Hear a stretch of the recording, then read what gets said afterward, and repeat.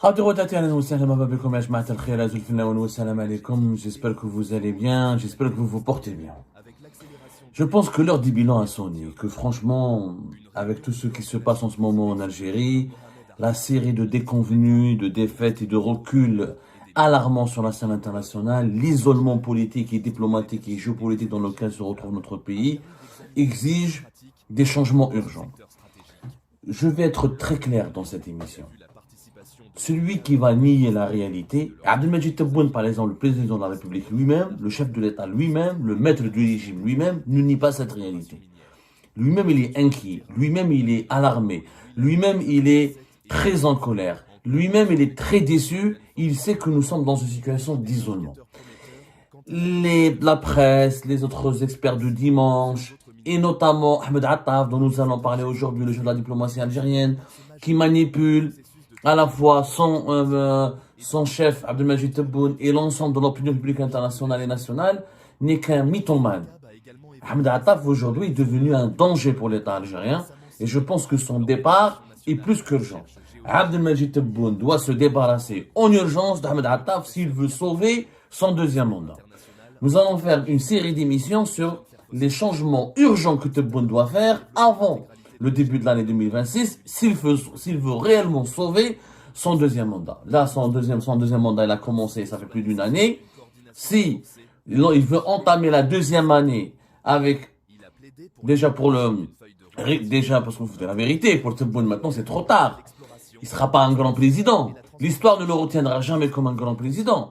Mais il a encore un peu de temps pour que l'histoire retienne de lui l'homme qui a voulu corriger ses erreurs. L'homme qui a rectifié ses erreurs. L'homme qui a fait de son mieux.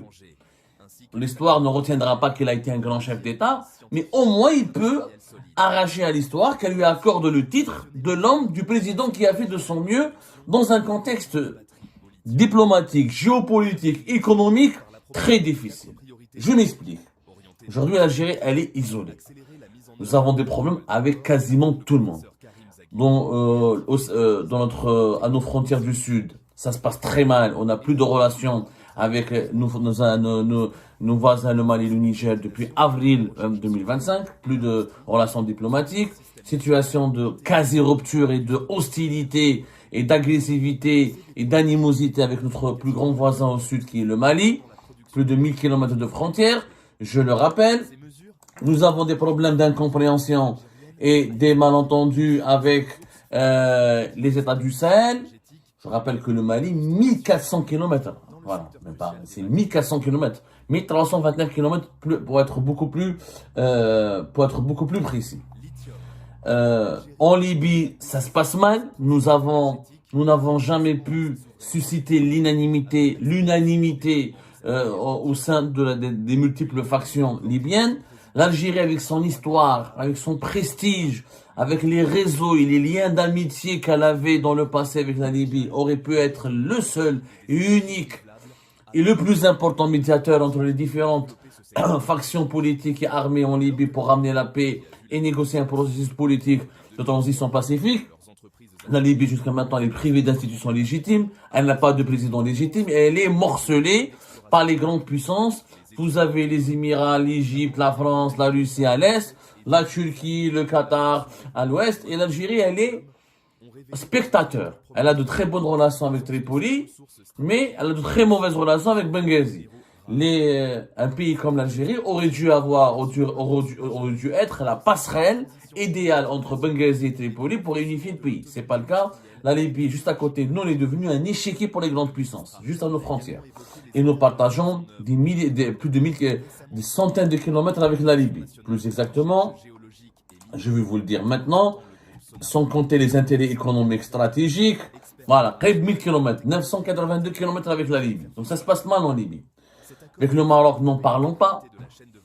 Rupture de relations diplomatiques, situation de quasi-guerre, il manque juste la déclaration de guerre, espace aérien fermé, visa imposé, dans le dossier du Sahel occidental, vous avez bien vu que la dernière résolution fin octobre 2025 du Conseil de sécurité de l'ONU a tout simplement rejeté, avec une humiliation ultime, toutes les propositions et la feuille de route que défend le régime Tebboune depuis 2021. Avec les grandes puissances méditerranéennes, la France, ça se passe très mal. L'Italie, c'est le seul partenaire, mais c'est pas un allié, on l'a expliqué, c'est un partenaire économique, gentil.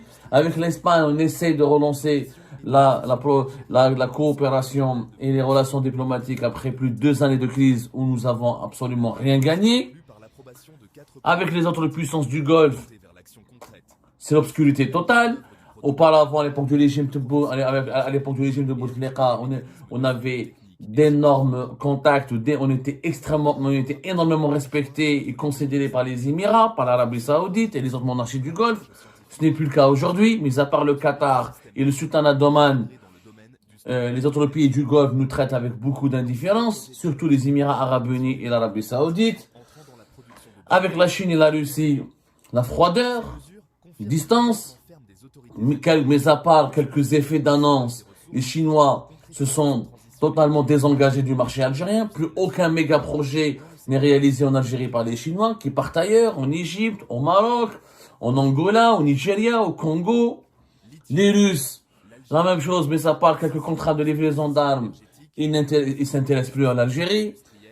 La situation, les Américains, en dépit d'un rapprochement très ambitieux, et c'est peut-être le seul fait positif de Abdelmajid Tebboune concernant la gestion des relations extérieures et des intérêts extérieurs et géopolitiques de l'Algérie, il a initié un rapprochement très ambitieux depuis fin 2023 avec les États-Unis d'Amérique, un rapprochement qui s'est approfondi depuis l'arrivée de Donald Trump, mais un rapprochement qui n'a abouti à rien du tout. Pourquoi?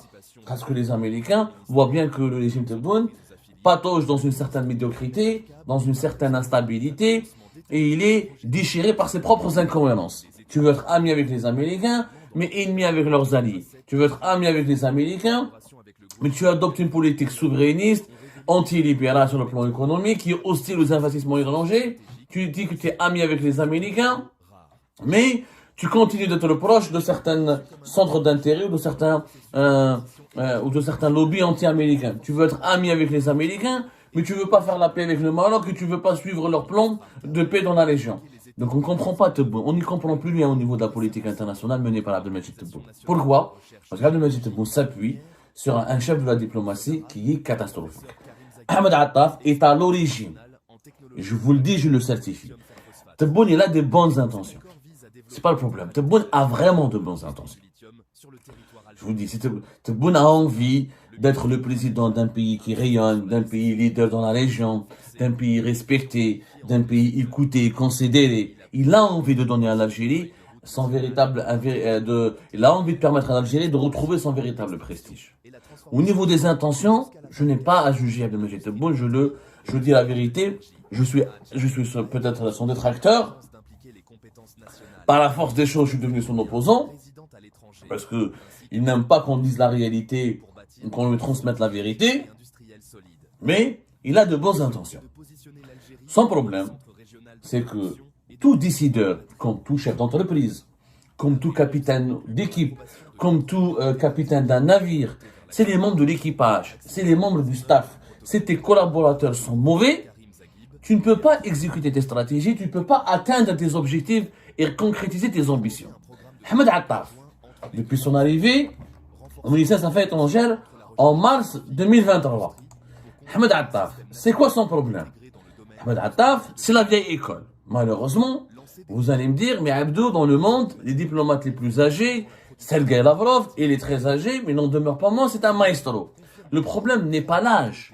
C'est que l'âge dans les autres pays est différemment, a un impact différent sur les élites politiques et dirigeantes, comme c'est le cas en Algérie. Ahmed Attaf, quand je dis c'est la vieille école, il a 72 ans, c'est vrai. Peut-être il peut être plus jeune que le Sergei Lavrov qui a 75 ans. Sauf qu'en Algérie, déjà nous avons des incompétents. Quand les incompétents sont encore âgés, et nous avons un problème de logiciel. Quand je parle de logiciel mental, les dirigeants algériens des années 70 et des années 80 ont été formés et avec des idées, avec des idéologies qui datent ou qui sont le fruit des époques, des dynamiques de leur époque. C'est-à-dire que Attaf, c'est l'enfant des années 70 et l'enfant des années 80. Contrairement à quelqu'un comme Sergei Lavrov, qui est plus âgé que lui, qui a 75 ans, il n'a pas évolué parce que ses compétences professionnelles sont limitées, parce que ses qualités humaines sont malheureusement limitées, et il n'a pas eu l'opportunité de jouer un rôle important lorsque le monde a commencé à se métamorphoser durant les années 90. Ahmed Attaf, il a fait de la diplomatie, il s'est arrêté à la fin des années 90, il était ministre des Affaires étrangères quand Bouteflika est arrivé. Bouteflika s'est débarrassé de lui parce que Bouteflika connaît très bien l'appareil diplomatique algérien, il sait faire la différence entre un vrai et un mauvais diplomate. Il s'est débarrassé de lui parce qu'il est mauvais. Ils l'ont envoyé à Londres au Royaume-Uni. 2004, il l'a enlevé. Pourquoi 2004? Parce que Ahmed Attaf n'était pas un partisan de Bouteflika. Bouteflika, c'est normal. Tous les présidents ne vont pas garder des fonctionnaires ou des collaborateurs qui vont travailler avec eux, qui ne sont pas d'accord avec eux, ou qui n'ont pas les mêmes valeurs qu'eux, ou qui n'ont même pas les mêmes ambitions qu'eux. De 2004 jusqu'à 2013, de 2004 jusqu'à 2023, Ahmed Attaf était out. Était totalement out. Était complètement out. C'est-à-dire qu'il n'a participé ni de loin ni de près aux grandes évolutions géopolitiques et diplomatiques de ce monde. Le monde a complètement changé depuis que lui il a pris sa retraite, début des années 2000, et le monde d'aujourd'hui. Il faut dire la vérité.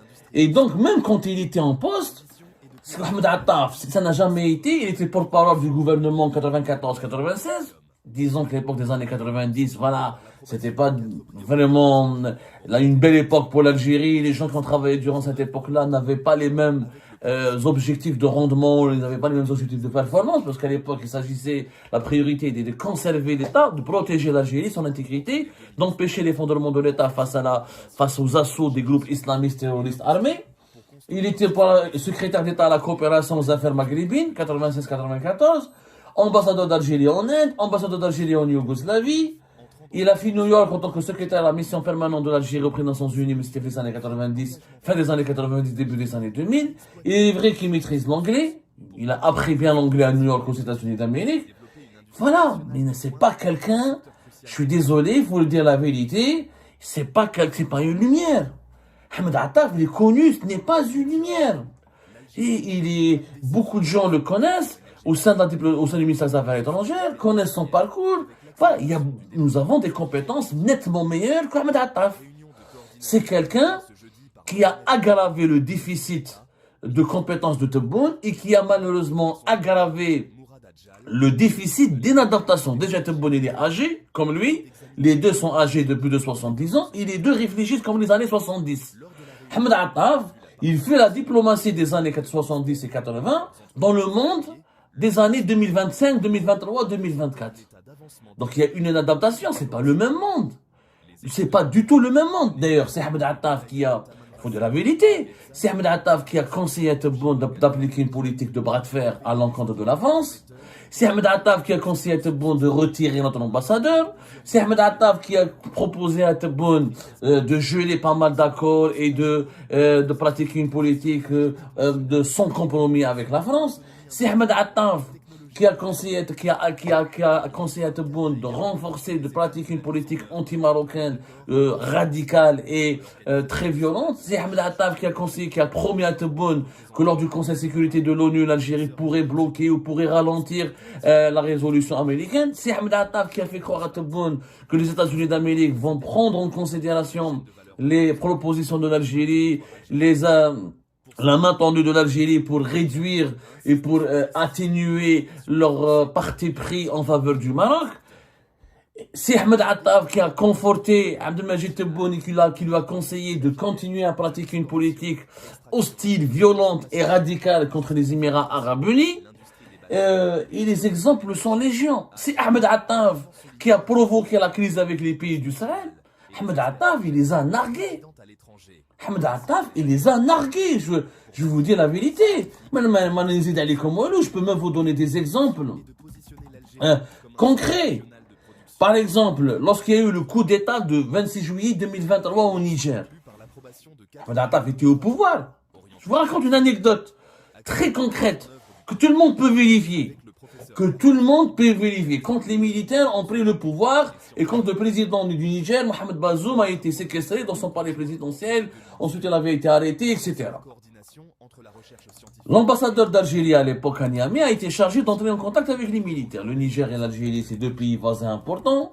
Nous avons une longue frontière avec l'Algérie, avec le Niger, comme avec pratiquement 1000 km, 951 km. Nous avons des intérêts économiques importants, la transsaharienne, le gazoduc transsaharien qui doit passer par le Niger, la Sonatrach devait investir dans des champs de pétrole et dans des champs des hydrocarbures au Niger. Nous avons de très bonnes relations avec le Niger. Et il y a même une coopération militaire et sécuritaire importante. À l'époque, le Niger était menacé par la CEDEAO. Rappelez-vous, en été 2023, une intervention militaire des pays de la CEDEAO, comme en Côte d'Ivoire, le Nigeria, le Bénin voulaient faire une intervention militaire pour déloger les militaires putschistes, ou le Mali, le Burkina Faso se sont solidarisés. On a évité une guerre de facto, de justesse. On a évité une guerre à nos frontières. L'Algérie, au départ, elle avait des positions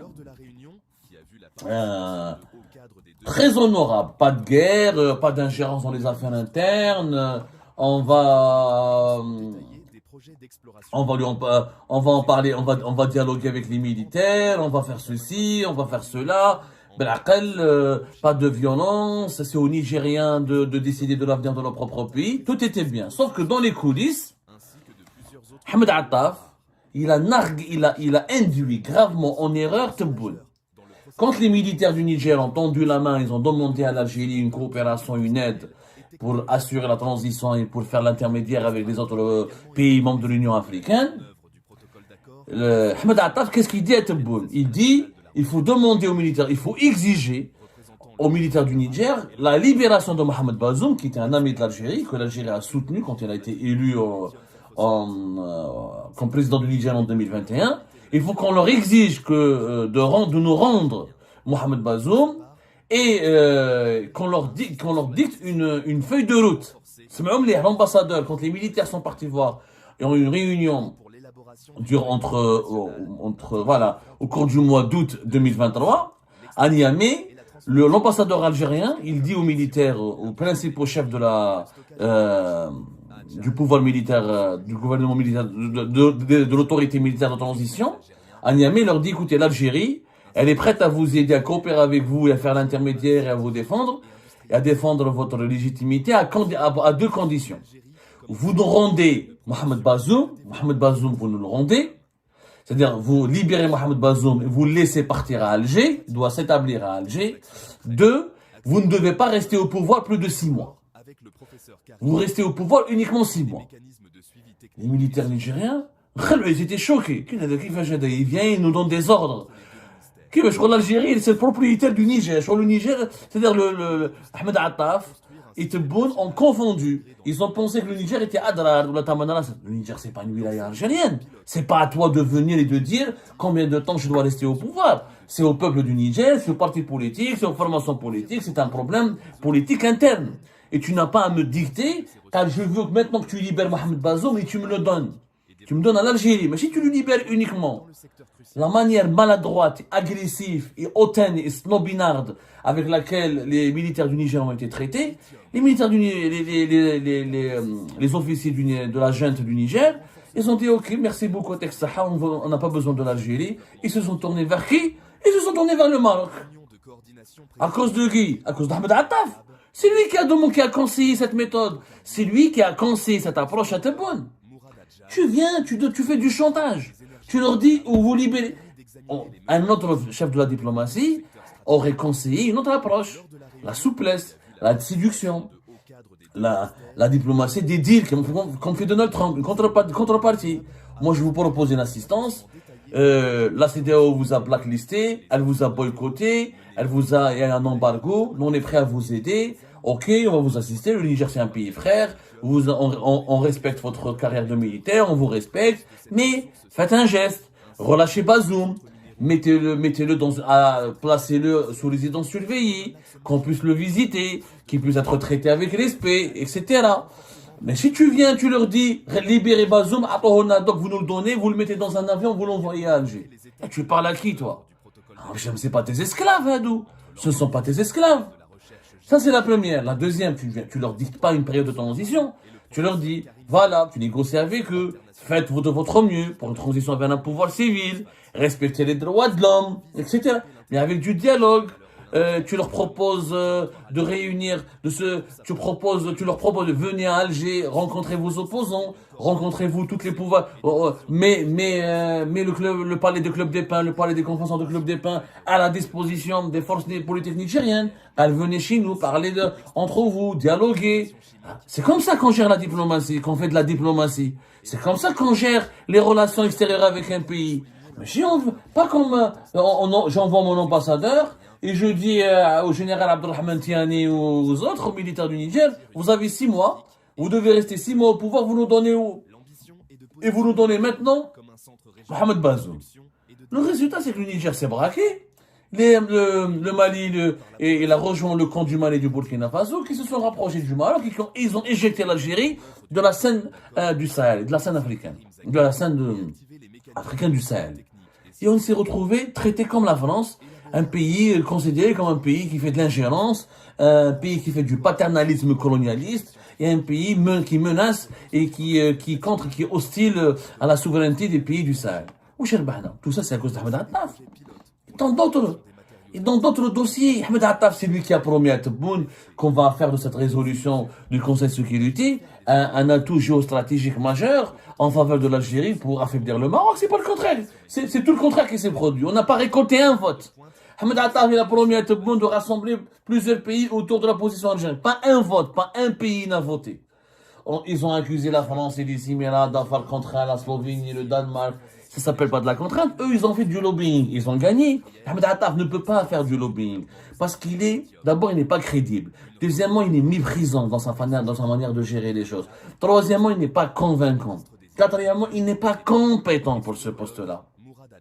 Il n'a pas la compétence pour avoir un diplomate. C'est une façon de parler, c'est une certaine élégance, c'est une certaine aisance, c'est un carnet d'adresse, une capacité de persuader, c'est aussi une capacité à trouver un compromis. Pour qu'un diplomate trouve un compromis, il faut qu'il fasse des propositions. Il y a toujours sur le terrain diplomatique, il y a toujours un donnant. Tu donnes pour recevoir. Ahmed Attaf ne donne rien, mais il veut tout prendre. Parce qu'il pense que l'Algérie, elle est comme dans les années 90, dans les années 70. Il pense que l'Algérie fait peur, que les autres pays sont inférieurs à nous, et sont sous-développés, que l'Algérie doit juste dire que je suis l'Algérie, pour tout le monde va la suivre. Ça n'a pas de sens, tout ça. C'est fini. Les pays de l'Afrique subsaharienne ont changé. Les nouvelles élites africaines ont changé. Le monde a changé. Il y a des mutations majeures aujourd'hui. On n'est plus à l'époque de la décolonisation, de l'émancipation des peuples, de l'autodétermination des peuples opprimés. Nous sommes dans le monde du pragmatisme, dans le monde froid et glacial des intérêts qui priment sur les valeurs et les causes. Et là, malheureusement, Ahmed Attaf n'est pas le chef qu'il faut à notre diplomatie parce qu'il n'a pas le logiciel mental nécessaire pour comprendre ces mutations-là. C'est pour ça que nous essuyons que des défaites. Abdelmajid Tebboune doit se débarrasser d'Ahmed Attaf en urgence. Il le sait en lui-même. Et maintenant, le remplacer par qui? Parce ils ont créé le vide autour d'eux. Maintenant, les diplomates les plus compétents, ils ont été mis à la retraite, ou ils ont été chassés, ou ils ont été marginalisés, ou ils ont été méprisés, ou ils ont été éloignés des centres de décision du ministère algérien des Affaires étrangères. Ça va très compliqué de trouver un bon successeur à Ahmed Attaf.